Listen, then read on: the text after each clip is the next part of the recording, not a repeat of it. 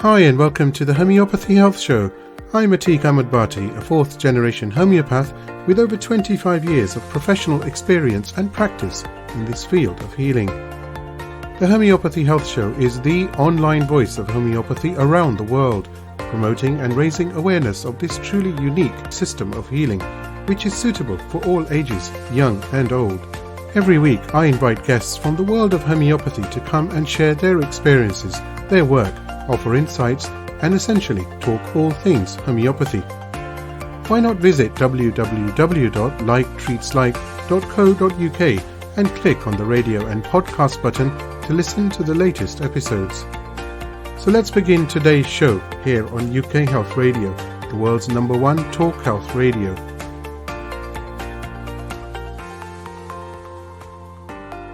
Hi and welcome to another episode of the Homeopathy Health Show here on UK Health Radio. And I'm your host, Atiq Ahmad-Bhatti. I do hope you've had a pleasant week, and how does time fly indeed. Now, I've got some really exciting news for you, and that is of a new feature film being produced called Introducing Homeopathy, the film. Now, this feature-length film will truly bring the message of homeopathy to every doorstep around the world, and it's going to showcase the incredible possibilities of homeopathy in everyday healthcare. It's really exciting, and I absolutely can't wait for it to be released, to be honest. Now, if you haven't heard anything about the film before or yet, visit introducinghomeopathy.com, and also you can check out my socials, specifically Instagram at @like_treatslike, and you'll be able to see some promotions and reels on the upcoming film.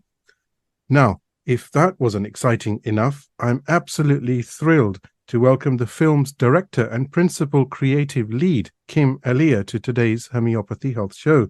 So without further ado, Kim Elia, an absolute honor, truly, to have you on the Homeopathy Health Show.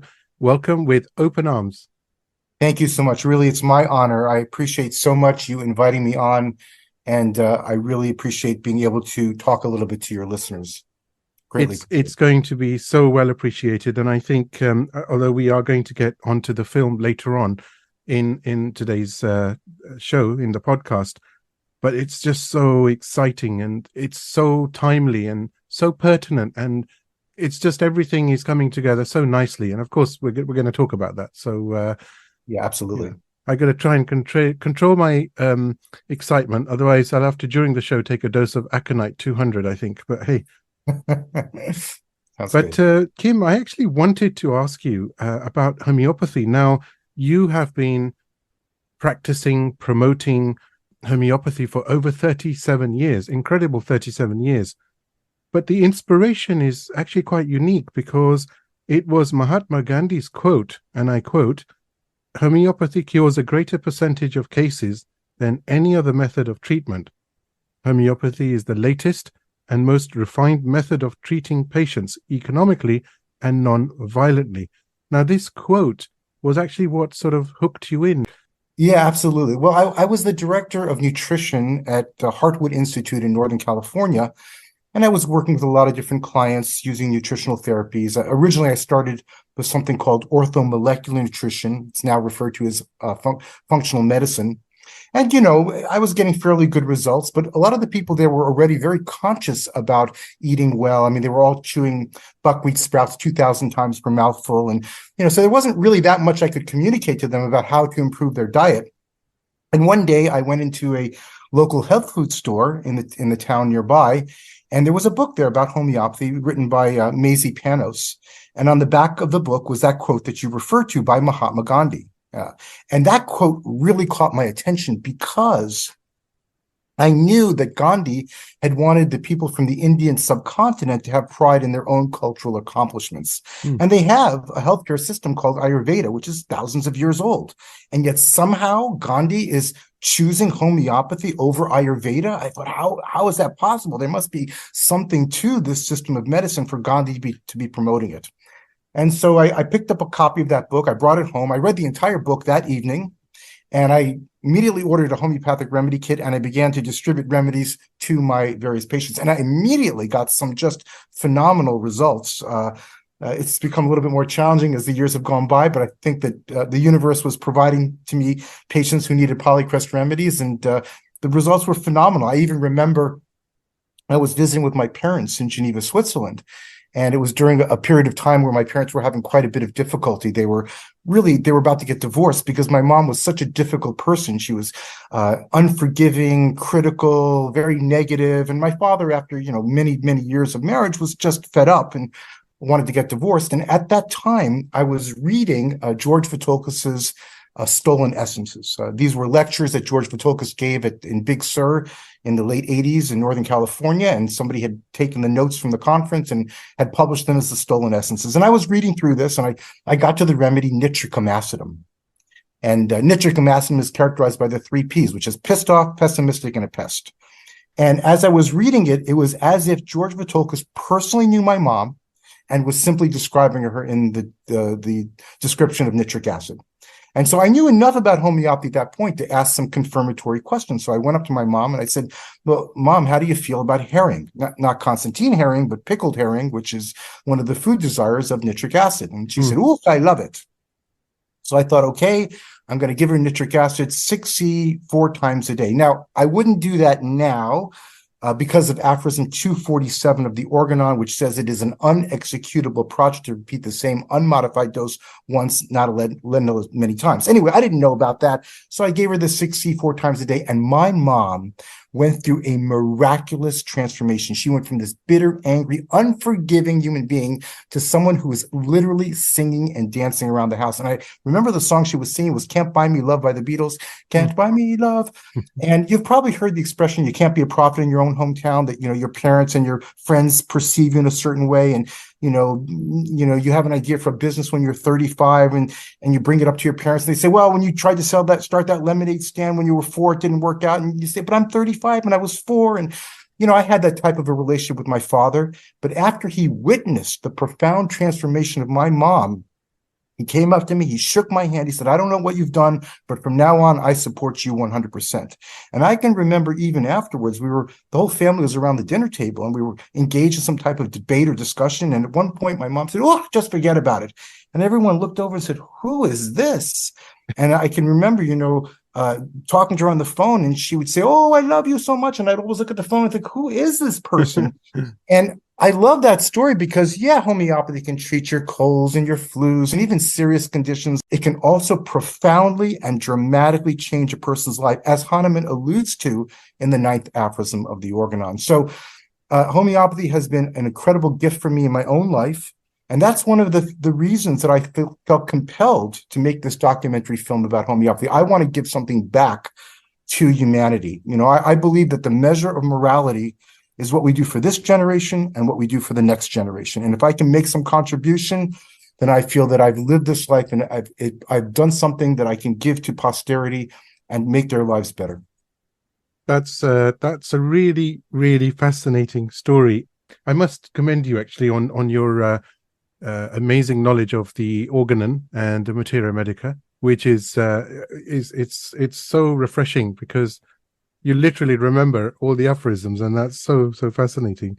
But it's so amazing, isn't it, that homeopathy is, we're looking at over 200 years now, and it's treating those conditions which are only now coming to light, from a scientific point of view. But back then, if you look at the materia medica, how does it always start? It starts mind, and then it goes into generals, etc., etc. How amazing that it can change a person's personality or positively affect the constitution or someone's psyche or their way of thinking. And it's so true today, isn't it, with the myriad of mental and emotional complaints that people are quite openly discussing now. Yes, it's absolutely the case. There are many other therapeutic modalities available out there, and they all have their things to contribute to good health. Hahnemann talked extensively about various other types of therapy, mesmerism and good diet and things of that nature, hydrotherapy. But in my experience, at least, I've never seen anything that can impact a person's mental and emotional state the way that homeopathy can. It just has the ability to fundamentally change a person's perspective on life so that when they wake up in the morning, they feel ready to embrace the world. And Hahnemann even alludes to this in the preface to Chronic Diseases, where he says that the purpose of homeopathy is to help a person do good in the world. That was really Hahnemann's objective. He was a deist. He believed that homeopathy was a gift from God that could be used to better our fellow human beings and even other beings as well. And it's so true. And that, Kim, that's why he was so humble, wasn't he? Because he had that belief. And even though he was severely persecuted, we all know how many times he had to move. We all know the ridicule he went through. And yet he still managed incredibly. I don't know how he actually did this, to manage to do all that research, establish homeopathy, its principles, and then prove the remedies. I mean, one of the remedies, I think it was the Sora miasm, took him 13 years. I mean, who does that now? 13 years of seeing patients day in, day out. And then to come to the conclusion, oh, this is linked to this remedy, and this remedy is because of the, and we can call this the miasm of. It's amazing, isn't it? Yeah, this is one of the things. First of all, I'd like to just reiterate what you said about Hahnemann. He always did due diligence, and he did test the theory of the miasms, as you mentioned, for an extended period of time between 1828 and about 1840, before sharing it with his closest associates, Johann Ernest Staff and Wilhelm Gustav Gross. And he wanted to make sure that every theory that he came up with was thoroughly tested in his own experience, so that before he shared it, that it would really have benefit and it would be fully insured to actually work in a clinical setting. So that's absolutely the case. And yes, it really is something that is a discovery. This is what I mentioned earlier, that my background was in orthomolecular nutrition, ortho meaning correct, molecular to correct the molecular environment of the body. And the way that you do that is by giving various types of supplements, vitamin C and selenium to increase glutathione peroxidase and copper to increase superoxide dismutase and all these various things.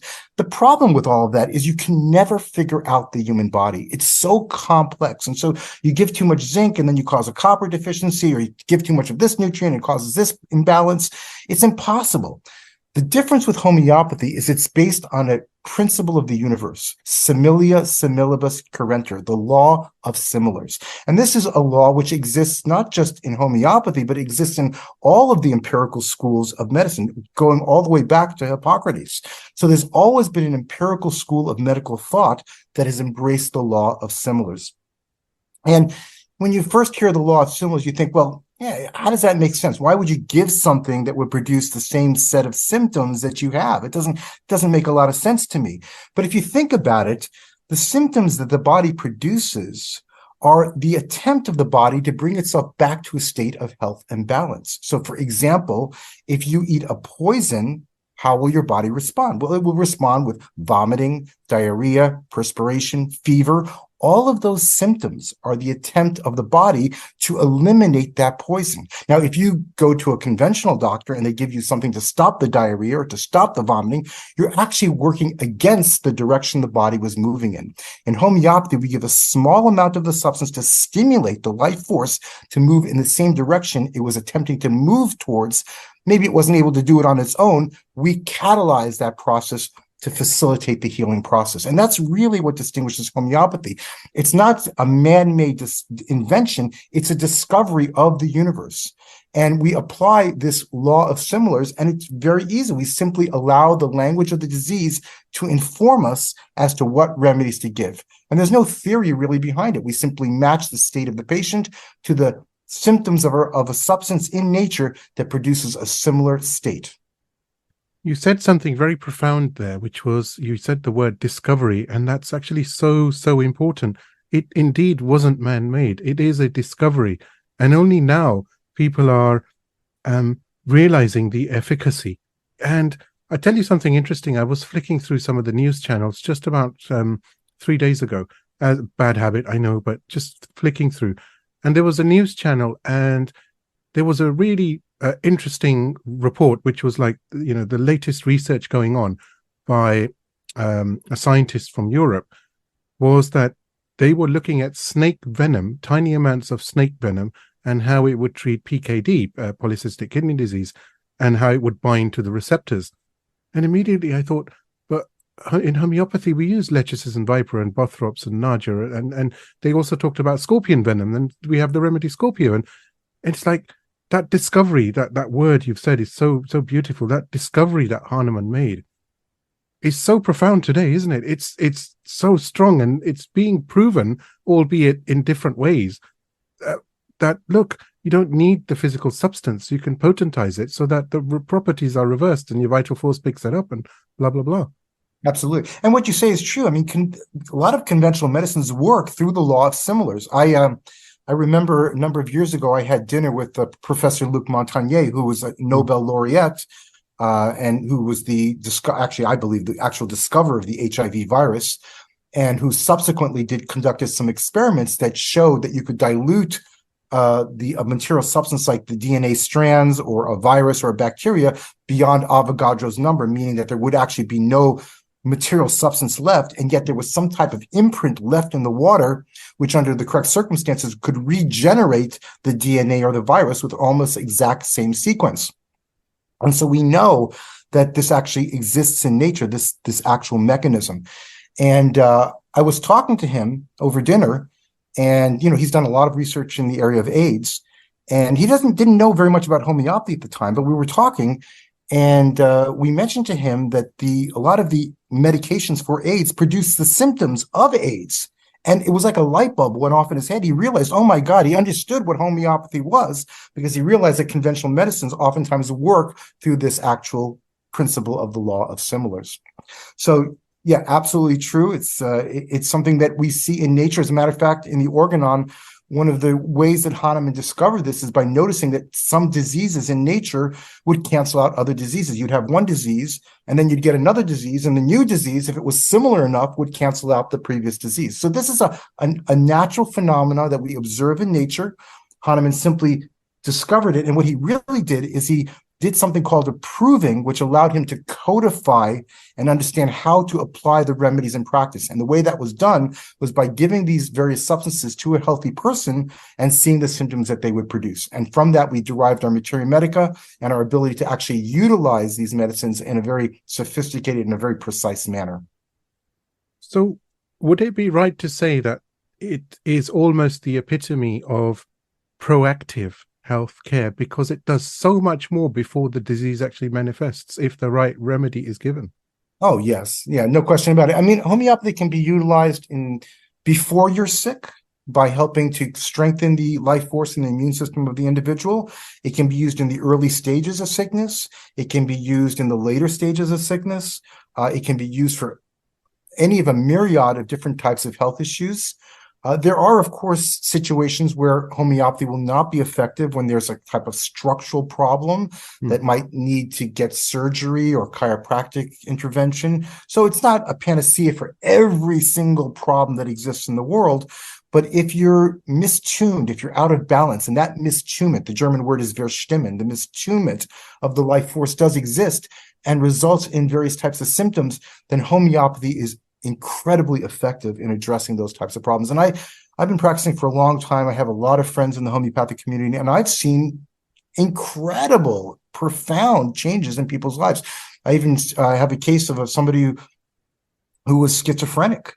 I have this on video, actually, and he came in and he was completely not relating to what was going on around him. He was talking about angels and devils and, completely insane. And we gave him a remedy. The remedy was anacardium. And 6 months later, I'm actually able to carry on a conversation with him. He's talking about starting a business. And, where else can you see something like that? Where you don't have to basically medicate somebody so they're no longer cognizant of what's going on around them, but they actually feel better, they feel alive, and they're able to function at a much higher level. I think, if anybody wants to really know the power of homeopathy, and the fact that some people say, dare I say it, but some people are saying we're living through a mental health crisis. This is the time. Take that step and try homeopathy for your emotional disturbance or upset. And when you see those results, I mean, literally they're life-changing. You can move on. Yeah, absolutely. And there you can use homeopathy for first aid, acute care, home use. And literally just anybody can do that. I mean, when you're dealing with more serious health problems, then you need a professional homeopath who's been well trained and understands the various nuances of practice. But, if somebody had an emotional grief, a recent emotional grief, the death of a loved one, the car, ran over their dog, the wife left them, something of that nature, in most cases, a dose of Ignatia, 200C or 1M, will dramatically mitigate their feeling of despair, their sense of conflict about the fact that life is not the way that they want it to be. And anybody can do that. I mean, Ignatia, everybody should have Ignatia at their homes and should be able to use it readily. I am going to pick your brain now. I get asked this all the time. So coming from yourself as an expert, is there an easy way to be able to understand the materia medica? Because a lot of upcoming homeopaths, especially students in general, or even the home prescribers, get very, very confused. Is there any technique? I mean, what's your guidance?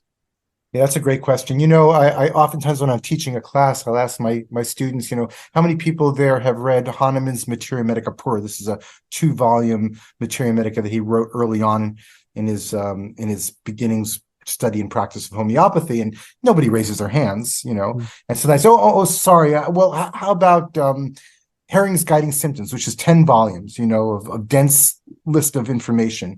And again, nobody raises their hands. And I say, well, what about, Timothy Field Allen's Encyclopedia Pure Materia Medica, all 12 volumes? How many people have read that? And again, nobody raises their hands because it's a literal laundry list of symptoms. And you could finish reading one remedy and move on to the next, and you'll remember nothing whatsoever.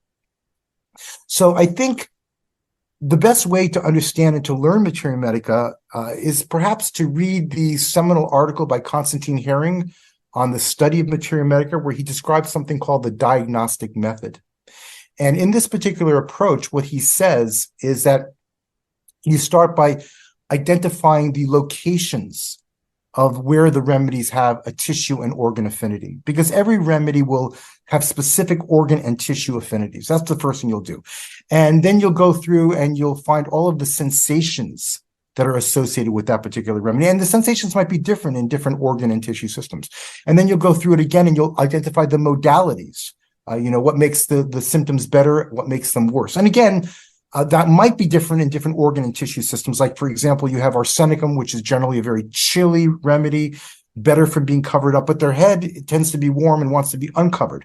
But for the most part, the modalities, what makes the symptoms better or worse, will, generally speaking, for most remedies, be consistent across the board. And then he'll say, you need to look at the moral symptoms, the mental and emotional symptoms, and compare them to the physical symptoms of that remedy. And then he says something very, very important. He says, what you need to do is master a few remedies. And these would be the what we call polycrest remedies, the remedies that we use frequently in practice: calcarea carbonica, phosphorus, natrum muriaticum, belladonna, aconite, so on and so forth. Once you've mastered those remedies, what you want to do then is take the next remedy you learn and compare it to the remedies you already know. That's the key. You wanted to study the remedies through a process of comparison. So, for example, if you had a patient who was very anxious and restless and pacing back and forth between midnight and 1 a.m., and they had a black tongue and black diarrhea, and they were very exhausted at the same time, and maybe they had a fear of death and wanted to be taken to the hospital, that's a very nice description of arsenicum. If you know the remedy, you'll recognize that particular description. But let's say that this patient, instead of being chilly, like the arsenicum patients are, is warm. Well, then it's no longer arsenicum. That's a description of Cicali cornutum, which is a remedy derived from ergot. And it'll be much easier to remember that remedy as the remedy that shares all of those symptoms of arsenicum, but instead of being chilly, is warm and wants to throw off the covers. So that process of comparison really facilitates the ability to acquire materia medica information. You can't memorize long lists of information. It's simply impossible. What you need to do is compare what you know to something that you want to learn. And once you've done that, the process of learning the remedies becomes significantly easier. I also mentioned something very interesting in there. And by the way, this is also important because when you do a case analysis, what you do is you repertorize the symptoms of the case in the repertory, and then you look at the top remedies and you compare them. So if you've acclimated yourself to the process of studying remedies through the process of comparison, you're now much more facile with the actual process of case analysis because you're already comparing the remedies one to the other. I also mentioned that whole idea of comparing the moral symptoms to the physical symptoms. And what Caring meant by that was that the physical symptoms and the mental and emotional symptoms are actually related to each other. Hahnemann actually alludes to this in the 7th aphorism of the Organon, and also in aphorism 135, where he talks about the provings and the person who does the first dose of the proving is the most important because you can see the sequencing of the symptoms in time. So what this basically means is the physical, mental, and emotional symptoms are all related to each other. I'll give you an example. Take the remedy Nux vomica. The constipation, the keynote symptom of the constipation of Nux vomica is ineffectual urging and straining to stool. Now, if what I'm saying and what Herring is saying was true, then that symptom must be related to the mental and emotional state of the patient who needs Nux vomica. And that's absolutely the case because the constipation of Nux vomica is they never feel satisfied. Even if they have a bowel movement, they feel that that's not enough. They need to get more out, and they're constantly struggling and fighting, ineffectual urging and straining to stool. And when you look at the mental state of the patient who needs Nux vomica, it's very much the same. If they're a salesperson and they made 1 or 2 sales in the morning, they need to make 2 or 3 more in the afternoon. If they're the CEO of a large corporation, again, they need to fight and struggle to take over more businesses and do more. They're always fighting, they're always competing, they're always struggling. And you see this in all the remedies. Illumina has the type of constipation where they won't have a bowel movement for a very long period of time, and they'll come into your office and you'll say, how can I help you? And they'll say, I'm constipated. And you'll say, well, when was the last time you had a bowel movement? And they said, it's 3 weeks. And you go, oh my God, 3 weeks. Well, no, you wouldn't say that. You say, that's very interesting. And then you'll say, how do you feel? And they say, well, it doesn't bother me very much. And when you're asking the Illumina patient questions, they'll answer like this. That's the same constipation that's in their bowels expressed in their mental, emotional state. You see the same thing with silica. What's the constipation of silica? It's a bashful stool. It goes out, it comes back in, it's not so sure. And what's the primary mental state of silica? Bashful shyness. So we see these concordances running through our remedies. And this is also another wonderful way to understand the remedies. Now, I also mentioned the idea of time, and this is very important because it was really James Tyler Kent who addressed this issue of a laundry list of symptoms. And the story was that Kent was living in St. Louis. He arrived in Philadelphia, and the way that Kent would lecture is he would take out Herring's Guiding Symptoms, and he would read one symptom after another. And when he would get to a symptom that he had seen in his practice, he would describe the picture of what he had seen. And this is the real first little wonderful pictures or vignettes of our homeopathic remedies. The problem with Kent is he doesn't tell you how these different pictures are related to each other. But actually, the state of the patient is a dynamic process. And the materia medica remedies are a dynamic process. So I'll give you an example. Let's say that you need the remedy Nux vomica. You're an irritable, constipated Nux vomica. And I'm a sweet Stavesacre Staphylococcus aureus. And I go up to you and I say, Atik, can I just ask you a quick question? And you're very irritable and you answer, no, Now, me, in my emotionally repressed Staphylococcus aureus state, is not going to say, hey, Atik, you can't speak to me like that. I'm going to run away and go, oh my God.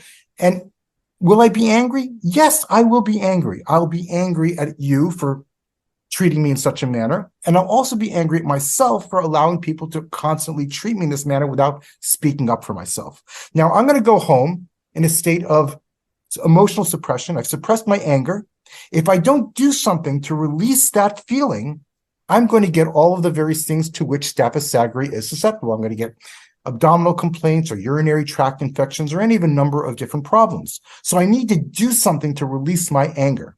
What will Staphylococcus aureus do? Well, they'll talk to themselves, they'll throw things, they'll overeat, they'll drink alcohol, they'll even masturbate. You could memorize that list of symptoms, or you could understand that those symptoms are the mechanism that Staphylococcus aureus uses to release their feelings of suppressed anger. And that's a much better way to understand our remedies. It's more real because it's dynamic. It creates a three-dimensional understanding of the patient and also of our remedies. These are living personalities, as Stuart Close wrote about in his Genius of Homeopathy. And, again, if you're just trying to memorize a list of symptoms, it's very, very difficult. The human mind will have a difficult time trying to memorize that list. But if you can understand the nature of the remedy, how the symptoms relate to each other, you can understand their dynamic movement in time, then the understanding of the remedy and the understanding of your patients becomes significantly easier. You are still teaching, I believe.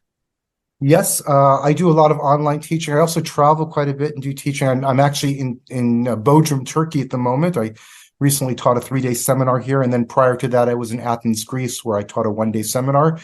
I'm going to be flying back home next Wednesday. I'm going to be going to a conference in Connecticut. It's the AIH Research Conference. The people from the Homeopathic Research Institute are wonderful people will be there presenting, and we'll be doing filming we'll be interviewing people for the documentary film. I'll be flying home for just 2 days, and then I'm off to Australia to be the keynote presenter at their annual conference. So I do travel around a lot, but I also provide online teaching through our wholehealthnow.com website.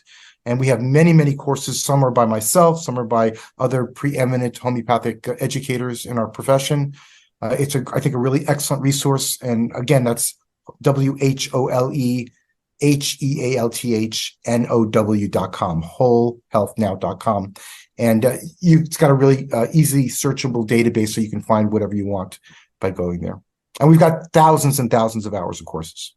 Brilliant. Well, that's the place to go, certainly, for expanding the mind, actually, and really coming to grips with remedies and understanding the history and the development and the progress and the effectiveness and the efficacy of homeopathy. It's everything. Everything is positive, and I love that. Now, on to the film, which is going to be incredible.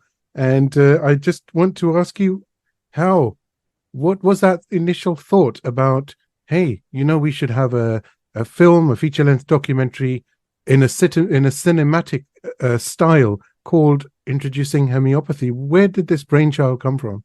Okay, that's a great question as well. So you had mentioned that I did a course on the history of homeopathy. It's actually a 25-hour course. I developed it, I think, maybe about 6 or 7 years ago. And in the course of preparing the material for it, I came across something called the box in the book. And the box in the book was a wooden box that had about 50 remedies in it, and it was sold in conjunction with Constantine Herring's Domestic Physician Manual. And it was very, very popular in North America, and many medical doctors, nurses, and even the general public were using it to find remedies. It was very simple. Basically, Herring's book is a therapeutic book, which means it lists a number of different health conditions, the common remedies for those conditions, and how to differentiate those various remedies based on the symptom picture.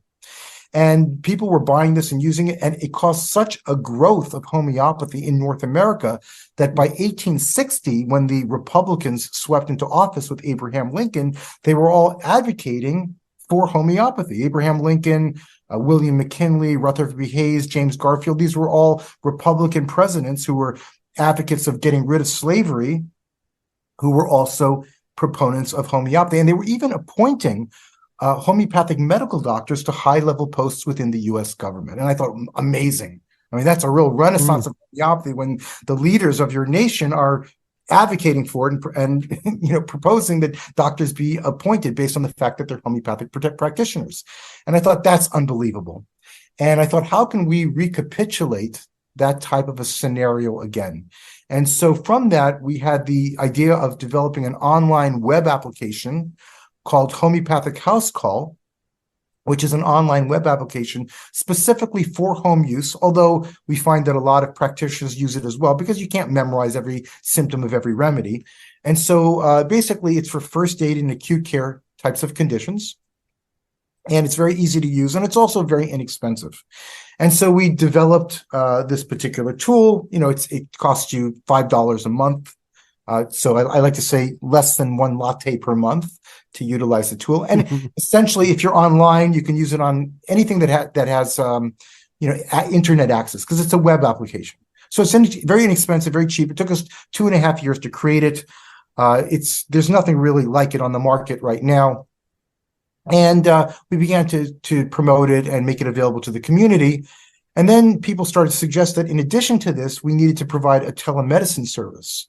So myself and a few colleagues got together and we developed something called Global Natural Health Solutions, which is a homeopathic telemedicine service that provides online, inexpensive consultations with practitioners of homeopathy that basically anybody can access around the world at very reasonable costs.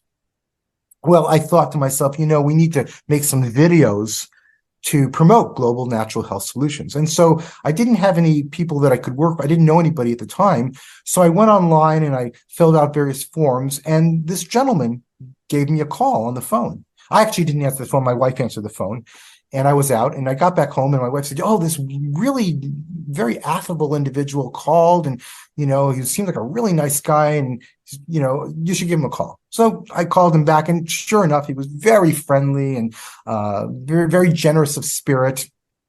I found out that his father was a well-known acupuncturist, and so he was very sympathetic to both energetic and natural medicine. And so we hired him to do these 3 videos for us, and they came out really, really well. I mean, very professional. And I thought to myself, wow, here I've got this guy who's committed to energetic and natural medicine. His father, he grew up with acupuncture, and he's got the requisite skills. He's been involved in, I won't mention all the television shows he's been involved with. He's been involved in the industry for 18 years. So he's got a lot of expertise and a lot of connections. So he's got the requisite skills to do it. And I've got a lot of contacts in the homeopathic community. So why don't we marry those together and see if we can produce a professional, high quality film that can be aired on venues like Apple TV or Amazon or Netflix, and something that literally millions of people can view and can educate them and help them to understand what homeopathy really is. Because that's the issue, is that a lot of people, they've heard of it, but they don't actually know what it is. And so we want to make a film that helps them to understand actually what homeopathy is, where its place in history of medicine is, how much it's been effective in treating the suffering of people around the globe, and that there's a great deal of research to support it as well. And so basically we got together. The entire homeopathic community in North America has supported us. The National Center for Homeopathy has allowed us to use their 501(c) status. It's a pretty big deal. That means that people can make tax-deductible donations if they want to support the film. We've got literally hundreds of people who have made donations, hundreds and hundreds, many collaborators, and it's really been a team effort. And to me, that's very important because, yeah, I have my own opinions about homeopathy, but I don't want this to be my voice. I want this to be the voice of our entire profession. I wanted to speak to everybody, and I wanted to make a grand argument for why homeopathy should be included in every healthcare system around the globe. Because the truth of the matter is that homeopathy has so much to offer humanity, to suffering animals, to any being. I mean, I know homeopaths who treat hummingbirds. So, literally anybody I can haven't heard that one before.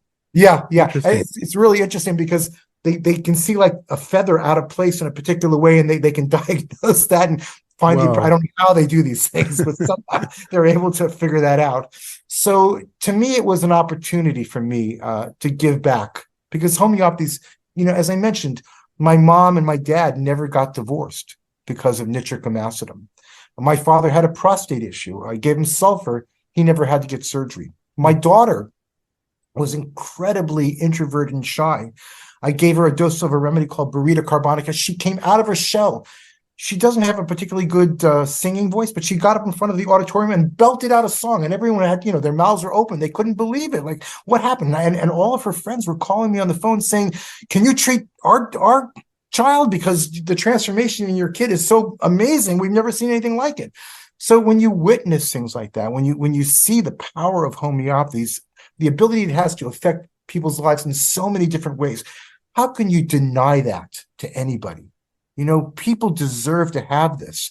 And so that's the impetus for me for making this film, and why I'm putting so much energy and effort. And I think why so many people have joined on board, like yourself. You saw it, you saw the vision, and you immediately wanted to be a collaborator. And, people can see the value and the benefit of doing something like this. I think that this film will be life-changing. It's not just, okay, it's just purely homeopathy, but what I'm saying is there's an answer there as well, and people need to know that. But like you've so, eloquently said, people are not that aware. What I see with your vision and the team behind this film is that it's going to bring, I use that word cinematic healing, don't I? It's at that level that people can really focus on it and spend time listening and watching and observing and say, do you know what? This is something to be taken very, very seriously, because it can probably change my life as well. Yeah, it's true. In today's world, the way to impact people is through things like film. And if you can make a powerful documentary that moves people emotionally, they can witness, the transformation of people's lives. We've been in real time documenting cases of patients improving under homeopathic care. We've got incredible people talking about their personal experience using homeopathy, how it's changed their lives, and not changed just their lives, but their whole family's lives. Because if you change one person's life, the whole family can change from that. We've got, I think we've interviewed now something like 20 different medical doctors. We have one of the foremost experts on the placebo effect down at UC Davis, who we just conducted an interview with, who came out and, she's an expert in the placebo effect. And she came out and said, homeopathy is absolutely not just the placebo effect. I mean, the placebo effect works in all systems of medicine, so it's always there. But homeopathy is not just the placebo effect. It's actually more. And there's actually documented research to support that. And she actually identifies that research. We've got veterinarians who have used homeopathy. And again, that's not placebo. Animals don't know that they're getting a remedy, or babies that are being treated with homeopathy. Again, completely eliminates the idea of the placebo effect. We've got naturopathic doctors. We've got professional homeopaths. We are going to interview at the beginning of November. My film crew is actually flying out to Cambridge and going to be interviewing Professor Brian Josephson, who's a Nobel laureate. He's responsible for what's referred to as the Josephson effect. And he's a big supporter of water memory and serial dilutions, and has done a lot of work in that area. We'll also be discussing the work of Dr. Luc Montagnier, as I mentioned earlier, who actually did a class for us entitled Homeopathy, the Future of Science and Medicine. This is a Nobel Prize winner who taught a class called Homeopathy, the Future of Science and Medicine. So this is not fringe medicine. There's science behind it. There are many, many esteemed medical doctors and scientists who support and believe and understand the value of homeopathy. So we want to bring that to the general public as best we can. As far as homeopathy is concerned, this is a real unifying moment that, as a community of healers, in fact, as a community serving humanity through homeopathy, this film will be that pinnacle at the top saying, by the way, this is what we do. This is how we do it. And this is the science, and this is the art behind what we do. And by the way, it's 200 years old, and it still works, and it's always going to work. It's cost effective, it's climate friendly, it's sustainable, it's economically viable. I mean, hey, what can possibly get better than that, except for it's also proactive health care, because it will fix those problems that you probably aren't even aware are brewing, should I say. I so much appreciate your enthusiasm, Atik, and to collaborate with you is a real pleasure for me. I can really see you're a very special human being, and you really want to make a contribution to this world. And so for me, it's a real honor to be working with you. And I agree with everything you said. You only left one thing out, which is it's animal friendly as well, because we don't test it on animals. So no animals are harmed in homeopathy. They're only benefited from its use. Absolutely. It's eco-friendly, it's environmentally friendly, it's very inexpensive, it's highly effective, and it does no harm. Now, the film, it's going to be premiered at the Joint American Homeopathic Conference in Virginia in 2024. So you've got a busy few months because it's not long to go now. Maybe what, 5 months, I suppose, until you've Yeah, got to I put think it in the can as such. that's right. Now you're making me feel a little anxious. I'm gonna have to take a dose of Gelsemium or something right now. But no, no, I mean we feel we're really well on our way. We've got all the footage, or most of the footage that we need. We're just now in the process of putting it all together. Our screenwriter is writing various pieces. So we will premiere the film at the Joint American Homeopathic Conference in Reston, Virginia at the end of April. We are currently in discussion with Netflix to actually have it released as a Netflix original. That's a big deal because if it is released as a Netflix original, it means it's guaranteed millions and millions of views, and that will change the perception of homeopathy across the planet. And we're also looking at going to a number of the film festivals and other ways that we can get the film out. We never made this film with the intention of making any money. That wasn't our objective at all. Our objective was to do something to promote homeopathy, to leave a legacy that would be a benefit to this generation and to future generations. We all know that films can be life-changing. And, somebody may say, well, okay, yeah, but you're getting excited and it's just a film. It's not just a film. We have tools like we express ourselves on social media platforms. If we're happy, if we're down, if there's some good news, we all share on social media. And that's the culture, and that's the global culture that we're all growing up with. We're very connected in this world. And cinema and movies, sometimes you'd be going through something and you watch a certain film and it changes your outlook. And that's why I'm so excited, because this film will change your outlook. This will give you the facts, but it will give you the facts in a way that you will never actually forget them. Well, thank you for saying that. And I feel the same way. I think the way to move people these days is through media. People are watching YouTube all the time, and these videos affect people's lives. And especially, a professionally produced documentary of this caliber can have that type of an impact, especially when it's viewed by millions and millions of people.